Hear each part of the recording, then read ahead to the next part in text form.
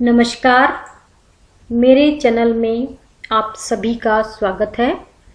मैं डॉक्टर अंजू ओझा आज आपको राजस्थान में औद्योगिक विकास के भाग तृतीय के बारे में बताने जा रही हूँ।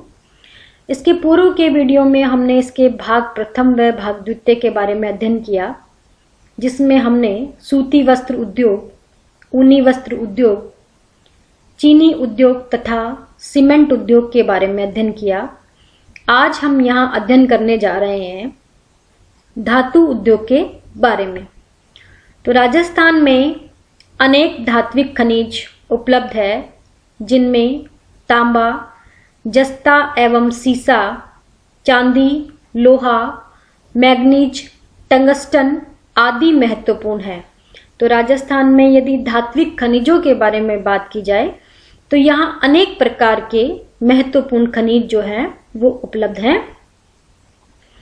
धातुओं पर आधारित उद्योगों की दृष्टि से राजस्थान में तांबा और जस्ता उद्योग महत्वपूर्ण है और राज्य में केंद्रीय सरकार के औद्योगिक उपक्रमों के अंतर्गत ये दोनों औद्योगिक प्रतिष्ठान विकसित हुए हैं।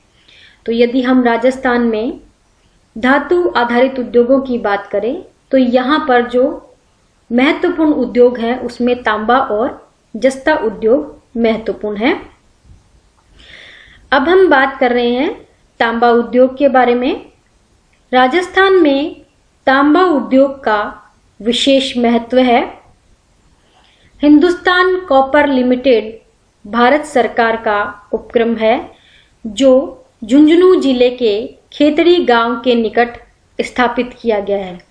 तो हिंदुस्तान कॉपर लिमिटेड जो है वो झुंझुनू जिले में खेतड़ी गांव के निकट स्थापित किया गया है और इस तांबा शोधक संयंत्र की स्थापना 1967 में की गई। इसके अंतर्गत राज्य में 3 परियोजनाएं कार्यरत है, जिसमें नंबर 1 है खेतड़ी कॉपर कॉम्प्लेक्स खेतड़ी नगर झुंझुनू, नंबर 2 है दरीबा ताम्र परियोजना अलवर और नंबर 3 है चांदमारी ताम्र परियोजना झुंझुनू। तो हिंदुस्तान कॉपर लिमिटेड भारत सरकार के उपक्रम के अंतर्गत राज्य की जो 3 परियोजनाएं हैं वो कार्यरत हैं। इस स्लाइड पे आप देख पा रहे हैं तांबा उद्योग को दिखाया गया है फोटो के माध्यम से और साथ में इसके एक फोटो में खनन क्षेत्र को भी दर्शाने का प्रयास किया गया है। खेतड़ी कॉपर कॉम्प्लेक्स देश की सबसे बड़ी ताम्र खनन एवं शोधक इकाई है। तो खेतड़ी कॉपर कॉम्प्लेक्स जो है वो राजस्थान की नहीं, भारत की सबसे बड़ी ताम्र खनन एवं शोधक इकाई है। हिंदुस्तान कॉपर लिमिटेड खेतड़ी की स्थापना की पृष्ठभूमि में प्रमुख रूप से यहाँ तांबा धातु की उपलब्धता है। खेतड़ी की तांबा खाने माधव कुंदन, कोलिहान, चांदमारी, दरीबा आदि से प्राप्त होता है। तो ये जो माधव कुंदन, कोलिहान, चांदमारी, दरीबा ये सभी खेतड़ी की तांबा की खाने हैं और इनके बारे में बहुत बार कंपटीशन एग्जाम में पूछा जाता है कि ये जो खाने हैं वो किससे संबंधित हैं। इन खानों से तांबा अयस्क संयंत्र तक रज्जू मार्ग से लाया जाता है। यह संयंत्र भारत सरकार का महत्वपूर्ण उपक्रम है। अब हम बात कर रहे हैं जस्ता उद्योग के बारे में। राजस्थान में जस्ता उद्योग काफी प्राचीन है, जिसके प्रमाण 6ठी शताब्दी से ही मिलते हैं और यह उद्योग स्थानीय स्तर पर था। तो यदि हम जस्ता उद्योग के बारे में बात करें तो ये बहुत ही प्राचीन उद्योग है और स्वतंत्रता से पूर्व भी इसके विकसित होने के प्रमाण मिले हैं। स्वतंत्रता प्राप्ति के पश्चात आधुनिक जस्ता उद्योग का प्रारंभ जिंक स्मेल्टर की स्थापना के साथ ही हुआ, जो भारत सरकार का औद्योगिक उपक्रम हिंदुस्तान जिंक लिमिटेड है। यद्यपि वर्ष 2005 में इसे निजी हाथों में सौंप दिया गया। तो स्वतंत्रता प्राप्ति के पश्चात जो आधुनिक जस्ता उद्योग है उसका प्रारंभ किया गया और वर्तमान में ये हिंदुस्तान जिंक लिमिटेड के नाम से जाना जाता है। हिंदुस्तान जिंक लिमिटेड उदयपुर के निकट देबारी में स्थित है। तो हिंदुस्तान जिंक लिमिटेड जो है वो उदयपुर जिले में देबारी के निकट स्थित किया गया है और इसके बारे में बहुत से कंपटीशन एग्जाम में ये पूछा जाता है कि हिंदुस्तान जिंक लिमिटेड जो है वो कहाँ स्थित है। यहाँ प्रचुर मात्रा में जस्ता उपलब्ध है। यहाँ सर्वप्रथम 10 जनवरी 1996 को हिंदुस्तान जिंक लिमिटेड के नाम से एक जस्ता गलाने का संयंत्र लगाया गया, जिसमें जावर माइंस से निकले जस्ते को शुद्ध किया जाता था।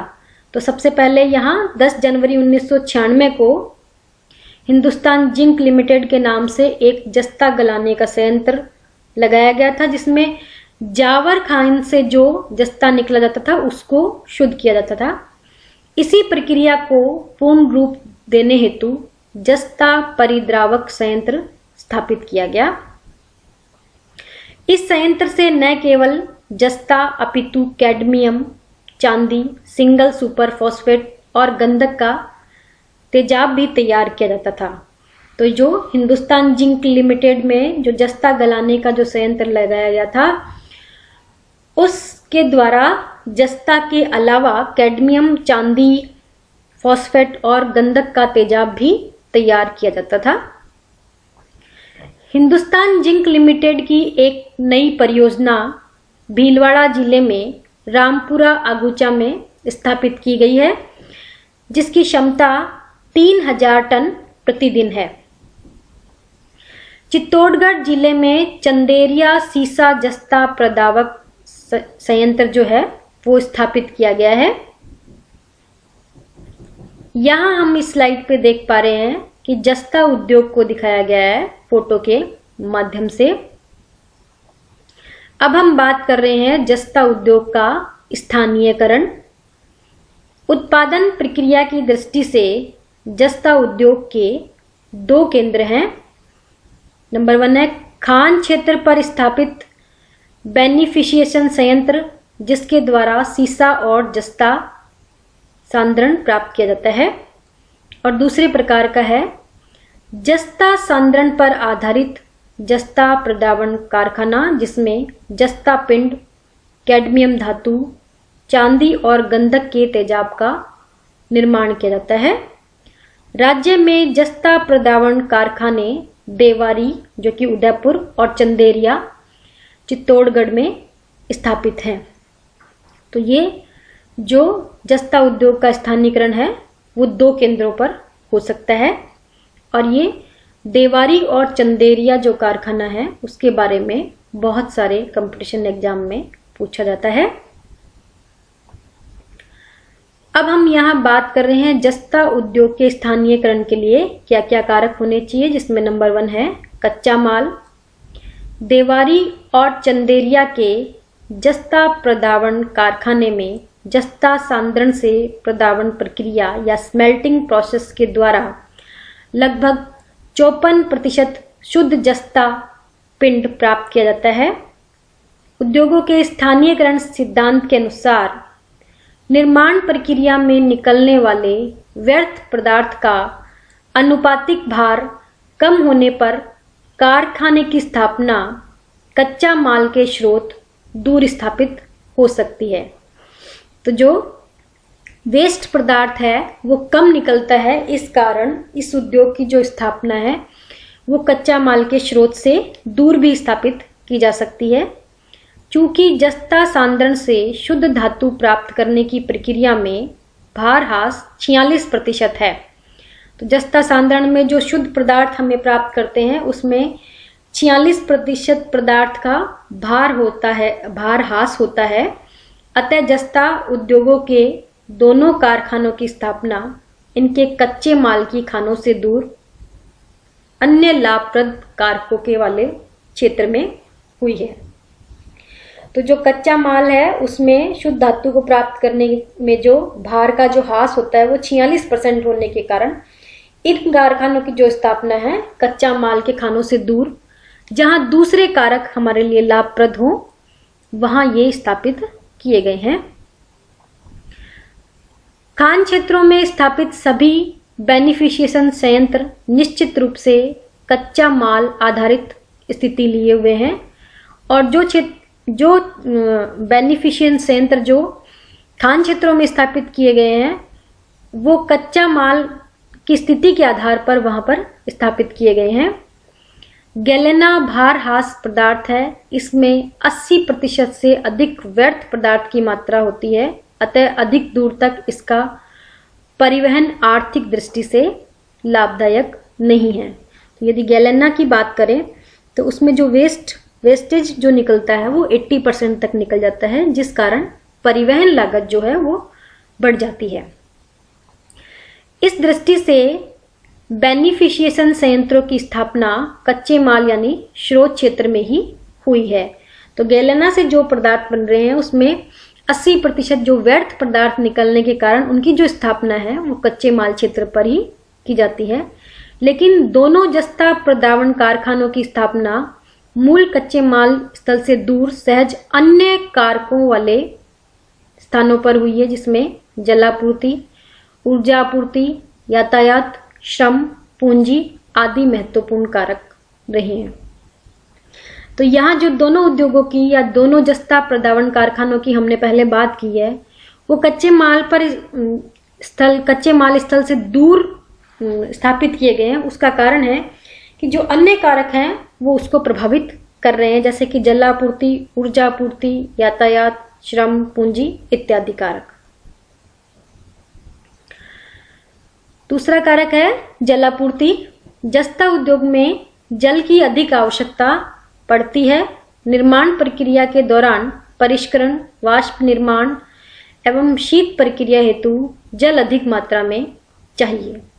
तो इस उद्योग के लिए जो जल की मात्रा होती है वो अधिक मात्रा में चाहिए। 30 टन जस्ता पिंड के उत्पादन के लिए 10 लाख गैलन जल की आवश्यकता होती है। इसके साथ साथ इसके सहायक उद्योगों को जैसे उर्वरक उद्योग, गंधक का तेजाब निर्माण में भी अधिक जल की आवश्यकता पड़ती है। खान क्षेत्रों पर जल का अभाव है।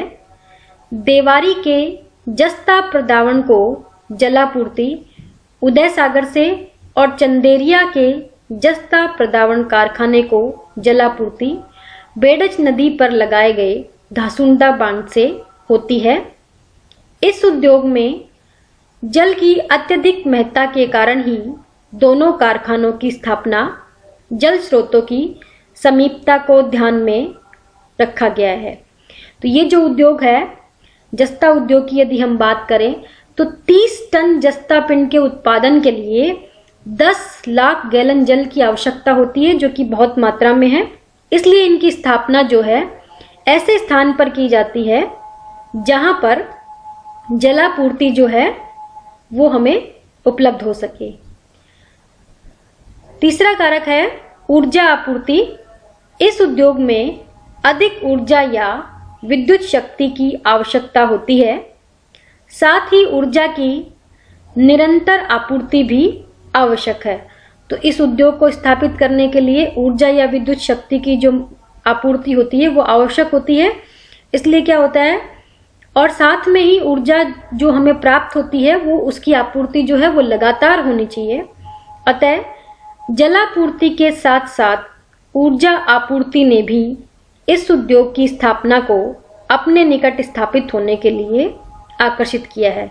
तो जहां जल की पूर्ति हो रही है और जहां साथ में ऊर्जा की भी पूर्ति हो रही है उस स्थान पर ये जो उद्योग है वो अधिक स्थापित हुआ है।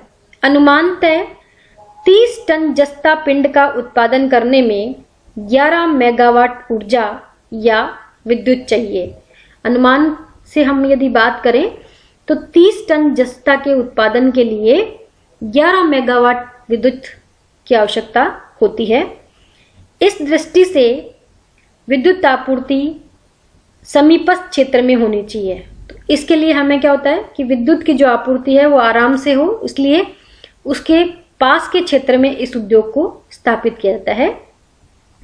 देबारी में चंबल का उपग्रिड केंद्र और चंदेरिया में रावत भाटा अणु बिजली घर और चंबल का उपग्रिड केंद्र स्थापित है।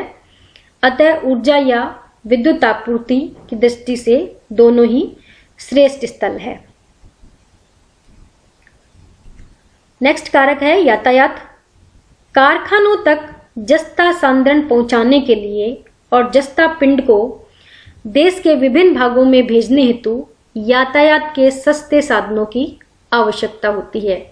तो कारखाने तक जस्ता को पहुंचाने के लिए और तैयार जस्ता पिंड को विभिन्न भागों में भेजने के लिए यातायात के सस्ते साधन की आवश्यकता होती है। इस दृष्टि से देबारी के कारखाने को रेल, सड़क और वायु परिवहन की जो सुविधाएं हैं वो प्राप्त है, जबकि चंदेरिया का कारखाना सड़क मार्गों के जंक्शन पर स्थित है और तैयार माल के वितरण हेतु इसे ब्रॉडगेज रेलवे लाइन की भी सुविधा प्राप्त है। तो इस उद्योग के लिए विकसित होने के लिए पर्याप्त मात्रा में यातायात साधनों की भी आवश्यकता होती है, जो इन दोनों कारखानों पर उपलब्ध है। नेक्स्ट कारक है श्रम।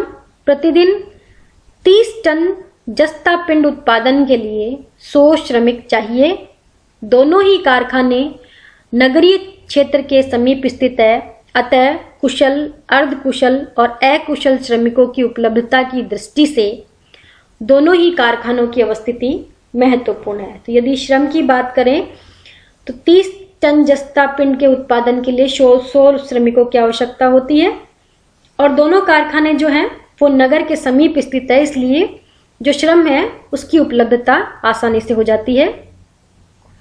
धात्विक उद्योग से संबंधित दोनों इकाइयां न केवल राजस्थान अपितु भारत में अपना महत्व रखती है।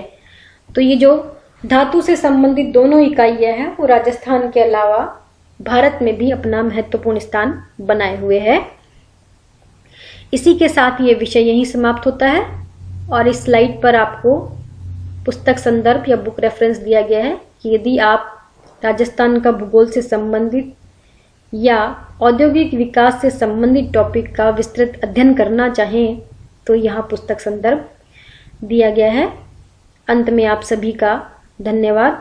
मेरे चैनल को लाइक एवं सब्सक्राइब करना ना भूलें और राजस्थान में औद्योगिक विकास को समझने के लिए या विभिन्न उद्योगों की स्थिति को समझने के लिए इससे संबंधित सभी वीडियो का अवश्य अध्ययन करें।